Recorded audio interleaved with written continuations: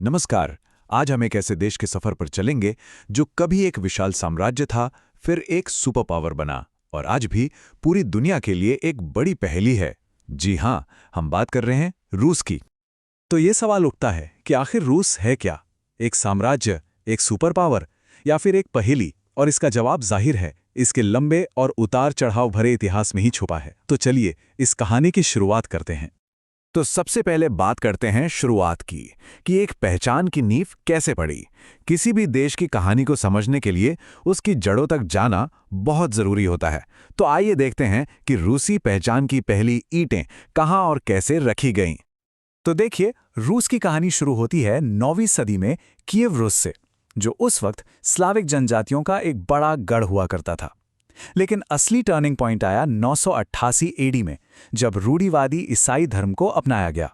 ये एक ऐसा फैसला था जिसने रूस के कल्चर और उसकी आत्मा को हमेशा हमेशा के लिए एक नई दिशा दे दी। हालांकि 13वीं सदी में मंगोलों के हमले ने सब कुछ रोक दिया। लगभग 250 साल के इस दौर ने रूस को बाकी दुनिया से काट दिया, लेकिन इसी अंधेरे में धीरे धीरे मॉस्को एक नई ताकत के तौर पर उभर रहा था। अब मंगोलों का दौर खत्म हो रहा था और रूस अपनी कहानी खुद लिखने को तैयार था। यहीं से शुरू होता है एक विशाल और ताकतवर साम्राज्य के बनने का सफर। इस विशाल साम्राज्य को खड़ा करने के पीछे 4 बड़े नाम आते हैं। सबसे पहले इवान द ग्रेट, जिन्होंने मंगोलों को हमेशा के लिए बाहर का रास्ता दिखाया। फिर उनके पोते इवान द टेरिबल, जो रूस के पहले त्सार यानी सम्राट बने। उनके बाद आए पीटर द ग्रेट, जिन्होंने रूस का चेहरा ही बदल दिया और उसे वेस्टर्न स्टाइल में मॉडर्न बनाया। और फिर कैथरीन द ग्रेट, जिनके राज में रूसी साम्राज्य दुनिया के सबसे बड़े और ताकतवर साम्राज्यों में से एक बन गया। सदियों तक जार का राज चला, लेकिन 20वीं सदी आते आते एक ऐसी क्रांति की चिंगारी भड़की जिसने न सिर्फ रूस बल्कि पूरी दुनिया को हमेशा के लिए बदल दिया। तो बात है 1917 की। पहला विश्व युद्ध चल रहा था।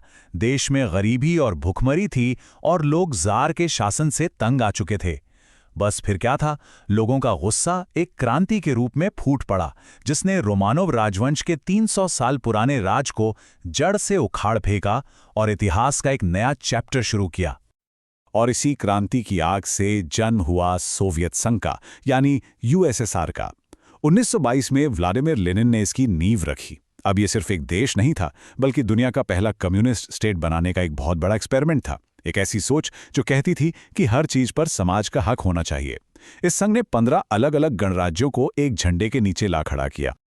लेनिन के बाद आए जोसेफ स्टालिन, और उनका दौर सोवियत इतिहास का शायद सबसे स्याह, सबसे विवादित चैप्टर माना जाता है। इसे समझने के लिए एक सिक्के के 2 पहलुओं को देखना जरूरी है। एक तरफ स्टालिन ने देश को बहुत तेजी से एक इंडस्ट्रियल पावर बनाया और द्वितीय विश्व युद्ध में नाजी जर्मनी को हराया, लेकिन इसकी जो कीमत चुकाई गई वो भयानक थी।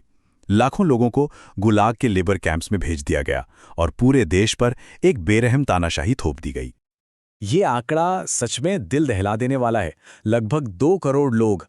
दूसरे विश्व युद्ध को जीतने के लिए सोवियत संघ ने इतनी बड़ी कीमत चुकाई थी।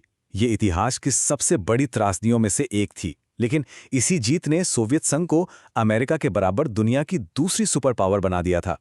वर्ल्ड वॉर 2 के बाद दुनिया में 2 सुपर पावर उभरे और यहीं से एक नए टकराव की शुरुआत हुई। लेकिन सोवियत संघ का यह सुपर पावर का ताज ज्यादा दिन टिकने वाला नहीं था। और फिर शुरू हुआ कोल्ड वॉर का दौर। ये कोई आम जंग नहीं थी जहां सेनाएं आमने सामने हों। नहीं, ये थी विचारधाराओं की लड़ाई। एक तरफ अमेरिका का कैपिटलिज्म, दूसरी तरफ सोवियत संघ का कम्युनिज्म। और दशकों तक ये दोनों ताकतें स्पेस रेस से लेकर न्यूक्लियर हथियारों की होड़ तक हर मैदान में एक दूसरे को पछाड़ने की कोशिश करती रहीं।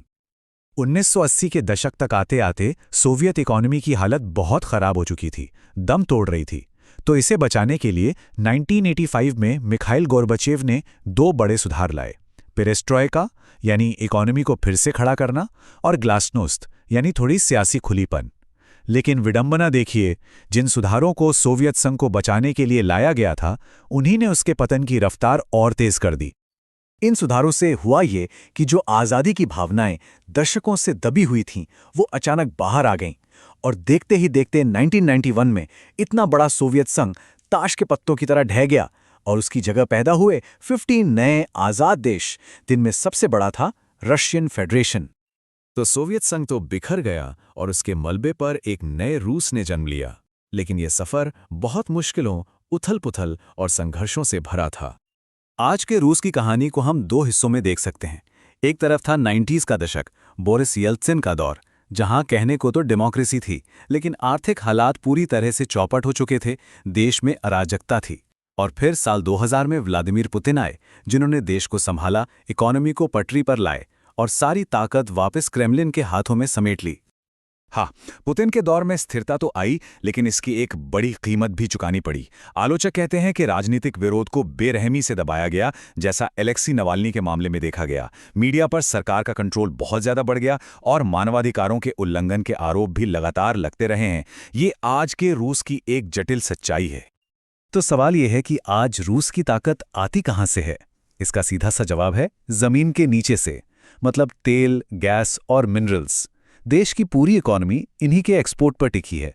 अब ये चीज़ रूस को दुनिया में एक अहम खिलाड़ी तो बनाती है, पर साथ ही बहुत कमज़ोर भी, क्योंकि अगर बाजार में कीमतें गिरी या कोई प्रतिबंध लगें तो पूरी इकोनॉमी हिल जाती है।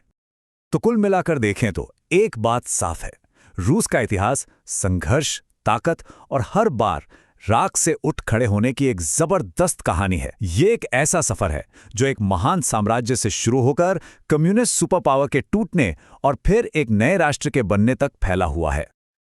और ये पूरी कहानी हमें आज के सबसे बड़े सवाल पर लाकर खड़ा कर देती है कि रूस का भविष्य कैसा होगा। क्या वो अपने अतीत की परछाई में ही चलता रहेगा या फिर कोई नया, ज्यादा खुला रास्ता तलाशेगा? इसका जवाब तो खैर वक्त ही देगा कि इतिहास की ये विशाल पहेली आगे कौन सा मोड़ लेती है। हमारे साथ जुड़ने के लिए धन्यवाद।